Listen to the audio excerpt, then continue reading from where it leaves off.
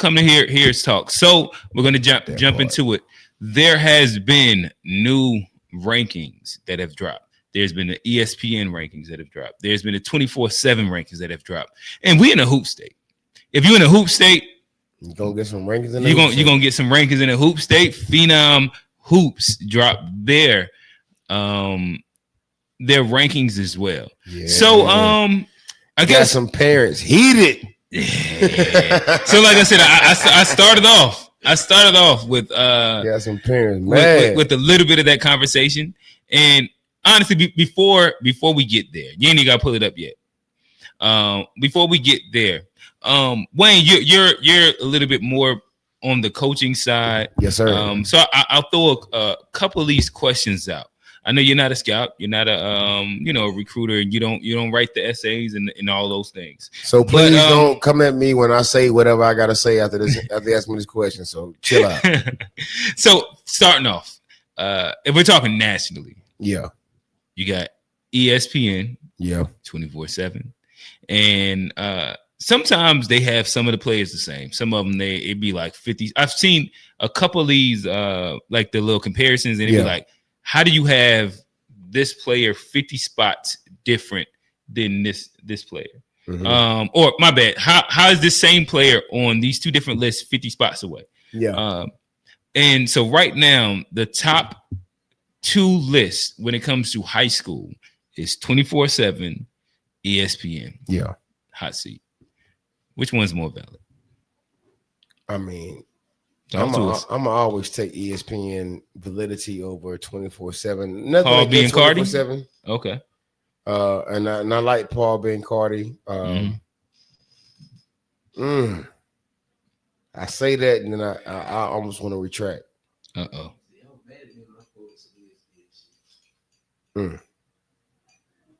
One thing I can say about Paul Biancardi, he be outside. He do be outside.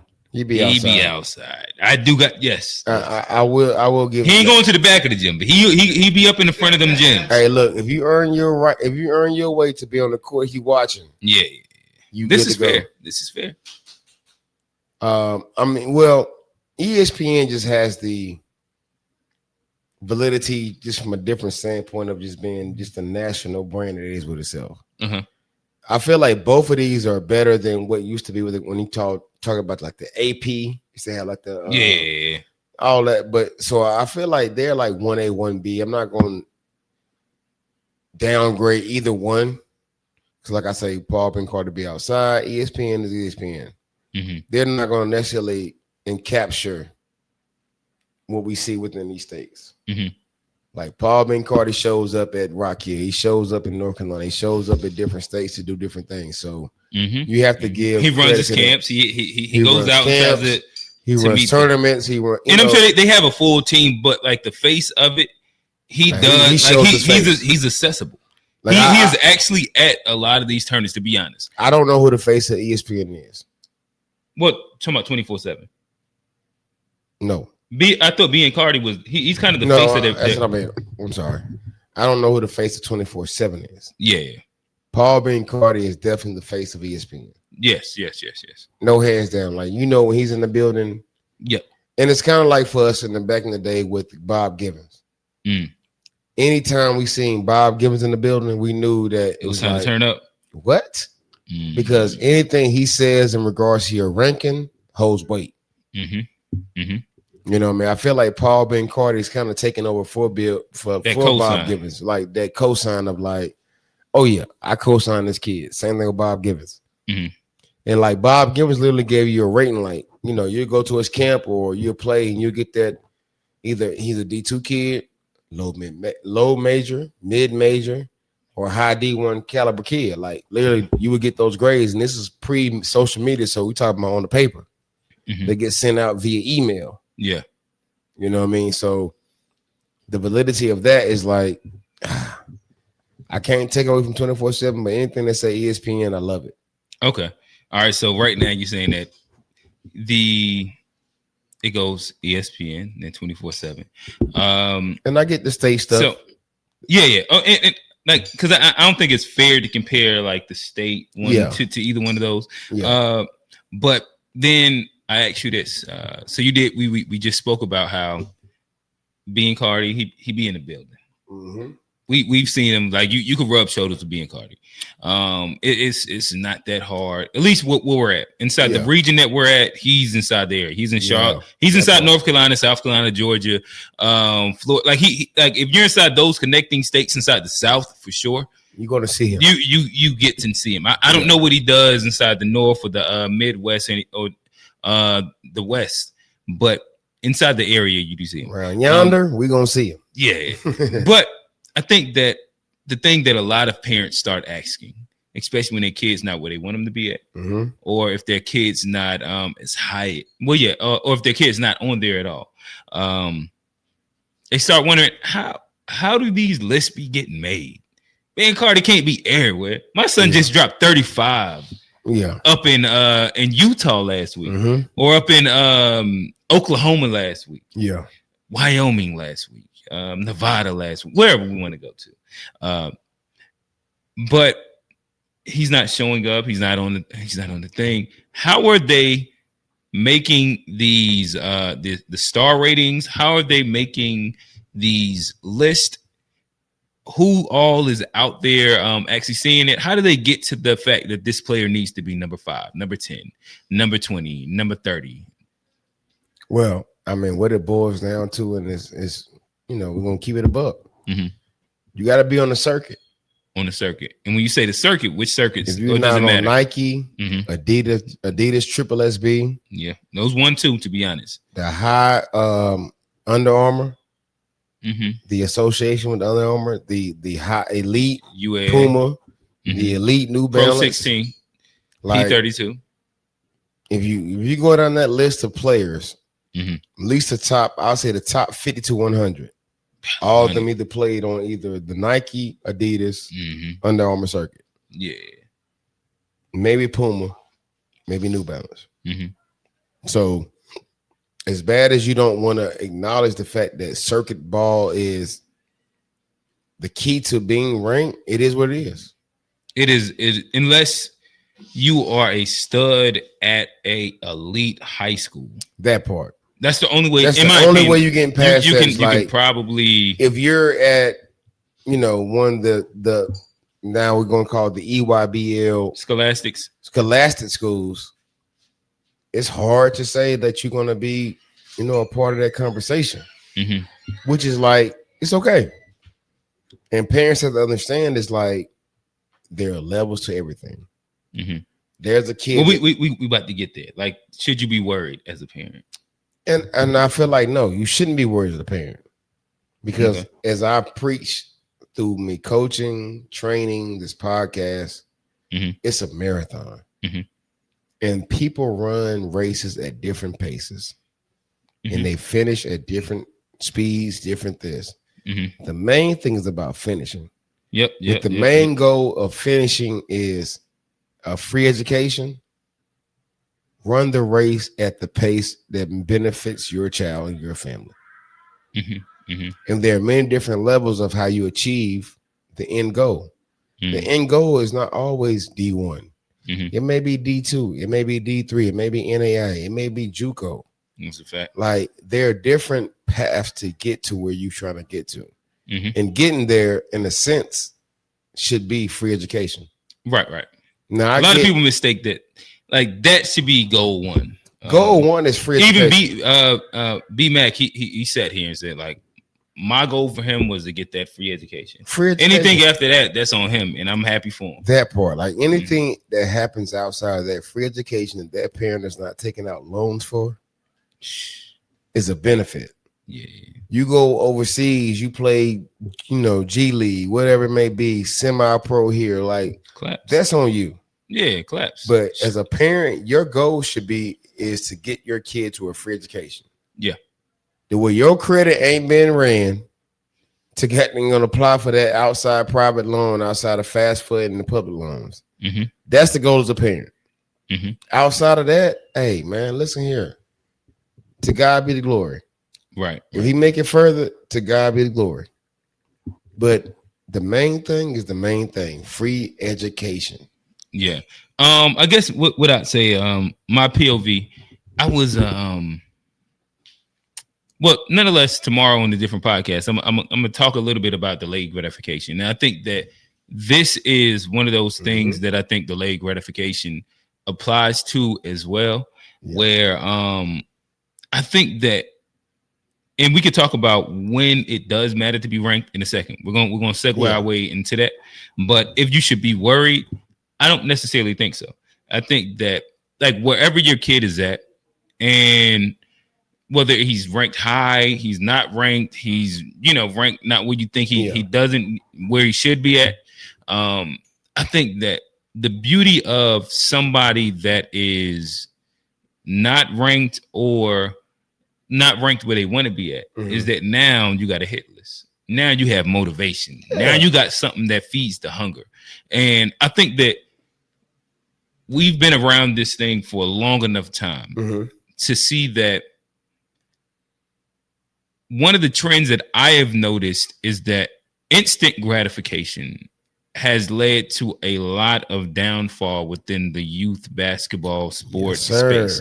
Like we've seen top 1 players move to our state and then leave after 3 years and not be ranked because they was already living the lifestyle. They had everything that they needed, everything they wanted, and like they had the instant gratification. But then we've seen those same players that was on teams with that same that person get higher D1 looks. You've seen them like you've seen players that was like not looked at and thought of within like that was quote unquote going to try just training sessions just to be a part of it, be NBA players.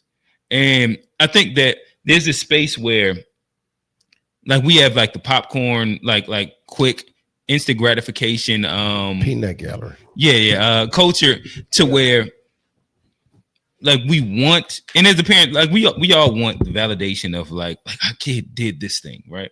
And like I think that's fair. Like it like most people, like you put in like 10 years of work with your kid and you want to see something pay off. But there's also the space that at what time do you want that thing to pay off? Like I know kids that was quote unquote ranked as the number 1 player in their class in the 6th grade, 7th grade.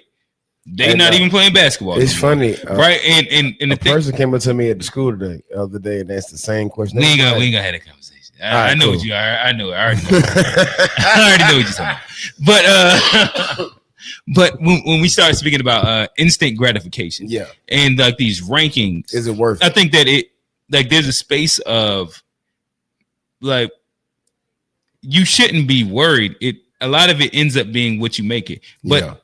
Like I think that especially if you're not a senior per se in high school, I don't know how much it matters as much as it can be used as like a fuel for delayed gratification, where like you're working for something and you peak at the right time.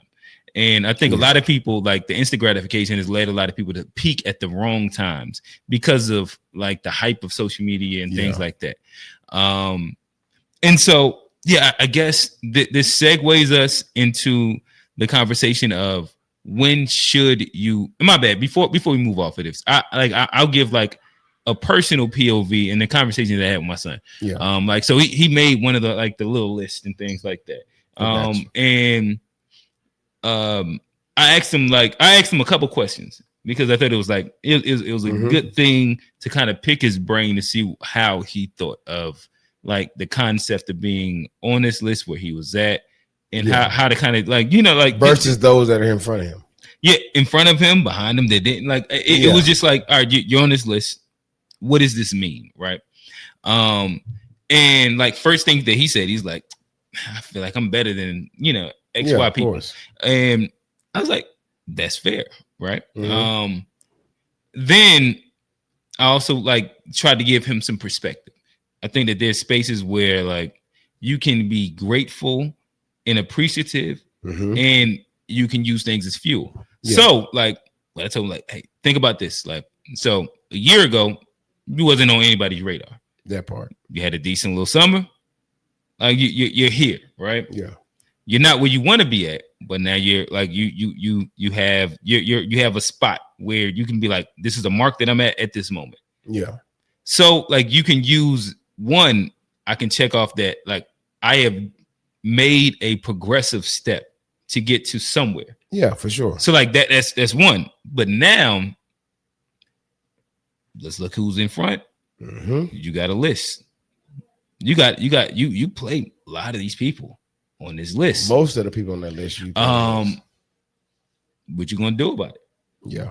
Like that's like the other side to the whole conversation. Mm-hmm. And like that's how we use like any of these lists. Like we don't get hype, we don't get it's like, all right, well, that's what the thought is. Yeah. Let's see how we can go next year and see where it looks like and see who else is left on the list that we got to get to.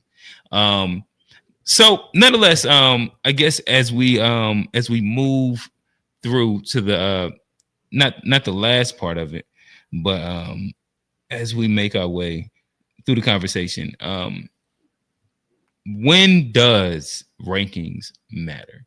Like they got the new second grade list, the 2045s, they just dropped, right? The 2045s just dropped. When I seen, they got the when I seen 2045, I was like, bro. Are we really doing this? So you got the new top sixth graders, the new the new seventh graders, and I mean like shout out to class of 2027. Like we are so the era of the new social media parents ranking sites, all those things. Oh no, right? For sure. So like we've walked through it, and now we're getting to where our kids are moving into junior and senior year. To you. When does it matter? Honestly, it doesn't. As a parent, it never matters to me. Okay. It never. Because what I do know is the more you put yourself in position to be recruitable, mm-hmm. that's what matters most. Yeah. And one thing I have seen is without being ranked, and when it comes to that national thing, mm-hmm. you really find a situation that's best for you. Okay. Because now you're dealing with coaches that are literally recruiting you for you, mm-hmm. versus on a stance where when you're recruited by everybody for just being who you are. So you're like, your ranking translates to everybody wants to recruit me. Yeah, well, I've heard a couple people speak to this where they say that like that stars. Yeah. The reality is that within recruitment, that's just a paycheck for the assistant coach that's getting you locked into them. That part. Like whether it's 3-star, 4-star, 5-star. If you can lock that kid in, that's it. That's just your bonus. Yeah, that's your bonus. For sure. Right there. Just a POV to it. Keep going. I mean, cut you off. No, I mean, and you're right about that too. But it's more so where, not saying because you're not ranked, but when you get to a level where it's not so much attention on you, mm-hmm. you really find a situation that's best for you. Mm-hmm. Mm-hmm. And everybody wants to be recruited by the Duke Carolinas, the Kansas, the Kentuckys, and all that. Which is, that's a blessing. Yeah, that's a blessing to be recruited from any school, from the power, any top D1 school. I ain't gonna say Power 5, but also the Atlantic 10, the Atlantic, mm-hmm. The athletic coast, like the MEAC, whatever. Listen, I'm always shout out the HBCU. The SoCon, like, bro, anything where it's taken care of is a blessing.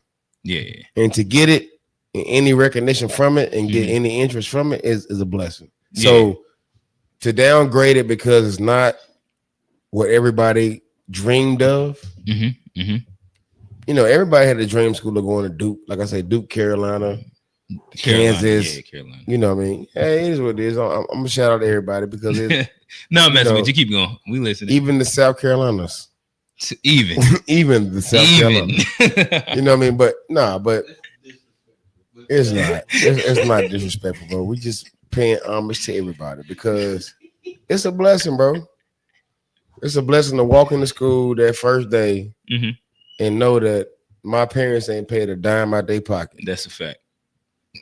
The most they paid that's for the reality to this. To get me this car so I can drive, or to put money in my bank account so I can splurge out on some dumb stuff. Right. And Wayne, if I could pause you really quickly again, like to make sure I drive home like a bit of the essence of the podcast. Like this isn't a podcast that's geared at how can I make your kid D1, not D1. How can I make your kid a pro? Yeah. How can I make your kid an NBA player? This is speaking to the realistic POV of all the basketball parents, in which there's going to be so many different tiers of where your kid's going to be at and where your expectations for that thing is. And your kids' teammates. Yep. That's a big part there. Not to cut you off, though, but as we know, a lot of parents have issues with things based on their kids' teammates. Keep talking. Expand. Mean like, well, he went here, he's going there. Oh, you know what I mean? It's like, you know, so where you may be going may get diminished based on where your teammate is going. Right. And there's different levels to all this. So as a parent, and getting back to the full message of everything, is like, as a student athlete, the idea is a free education. Yes, sir. Player A may go to a higher school than player B, C, and D. But is B, C, and D going to school for free? Or at least a partial scholarship? That's what matters. Right. And that's where the end goal piece is. It's like the end goal. If we make sure that we start the end goal, like as a parent, we all would love for our kid to go pro, all that. But like we preach that, like, get your kid a free education. Like from like this lens of being like coaches, trainers, get your kid a free education. That's step one. Like what he does after that, what she does after that, like that's a bonus. And like it's a blessing. And you know, God willing, they get all the way to the pros of the pros. But the free education, that could be from Alabama, that could be from Fayetteville State. It don't really matter. It may be Alabama A&M or Alabama State. It don't matter. There you go. Yeah, there you go. You know what I mean? It's a free education. Yes, sir. And not to cut you off, though, but what you see also now is there are those that are making it professionally from the unknown. Well, not say from the mid-majors to the, but from the unpredictable or uncommon path. Yes. To where it doesn't require to go to the main Power 5 schools. It doesn't require that. And as a parent, what I'm promoting more so is the work of the journey. Yes, sir. The more you're working to accomplish and achieve and be successful on that journey, that's the more that we're going to see from you. The more that you get complacent, humbled, and not willing to work for it, that's the problem. Yeah. And I guess like if I'm gonna jump in and give my POV of when do they matter, I would say if we're speaking as a high school kid, I think that last spring like that last spring ranking, that 150. Yeah, that 150, it matters going into school. Yeah, that's what gives you your leverage. That's what gives you, you know, like a lot of like that NIL, the extra little bump. That's a bargaining tool now. It is a bargaining tool. Like if we're really realistically talking about when it matters, I think that does. But there's also different stages when, like perspective wise, it does matter. When we talk about the political game of AAU in high school basketball. So if you are ranked in top 50, what's the first? It's top 20 ESPN first, right? Ninth grade. I think is it 25? I think it's 25. Like top 25. Yeah. Right, so if you make top 25, you probably have your pick of the litter AAU, and they probably paying for your parents' flights out. And they probably everybody of all of them are over 6'5". Yes, unless you like a Caden Daughtry. Yeah, when you was dropping 50, when 50 you was when you was since he was daggone 13 years old, like that boy earned his name. Yeah, so like if you look at a lot of the early ones, the 6'8", 6'9" guys that can dribble, they're typically at the height of that. I think top 50 is sophomore year. Is that what it is? Top 60. 60. Yeah, it is E60. Yep. I I think that again, going into there now, you give yourself leverage going into travel ball season, whether you're on Adidas or Nike or Puma, or whoever. Like you have a little bit of leverage in what you can ask for and like your feature within that program, and it gives you a little maneuverability as it pertains to high school and prep and like options. Again. Now we move to sophomore year, like you making one of those like big rankings, the top 100. Yeah, I think that does it matter? It matters in like the leverage play and what you're looking for. Like a lot of lazy college recruiters, we're just gonna look at that list, contact out, send some messages, and that's the beauty of being like high class D1. Yes. What you're referring to is high class D1. Mid major to low major D1 is like. Down the road. Nah, you got to do something. You got to do something. They pulling up, you know what I mean? Because they're trying to find a diamond in the rough. Like you say, like for some of them, that equates to a bonus. Yep. So I need to find me a 6'9". I need to find me a 7-footer on the low. I need to find me a shooter nobody knew about. You know what I mean? So that's the beauty of that particular level and high D too. Yeah. Because what people don't realize now is you can go D2 for a year or so, and you can transfer up. Yeah, yep. And again, we've unpacked the JUCO route. Reality, you got about 7 years of college if you want to play the game. You got 7 years of college, and hopefully you can make 4 of those NIL. Bro, the way they're doing now, a lot of JUCOs are actually signing up to have their players get NILs as they're enrolled in school. It may not be nothing but $500 a month, $200 a month. Be a college student. I was 18 once. I know what that felt like. Hey, bro. If they had NIL, I would have figured out a way to be, hey, let me get grad school, a PhD, all the above. Dr. Wayne. But Dr. Wayne. Dr. Coach too would coach way too nice.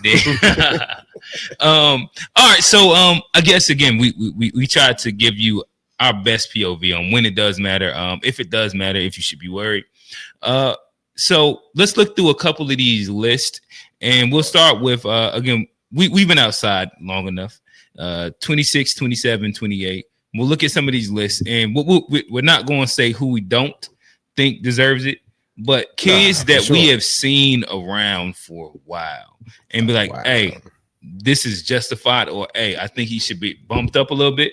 Let's do a couple of those. Look like we got a couple comments. What was the last one say, Johnny? 2034 through 36. Yeah, Johnny was talking to himself for a second, but man. 2034 to 26. Everybody, right.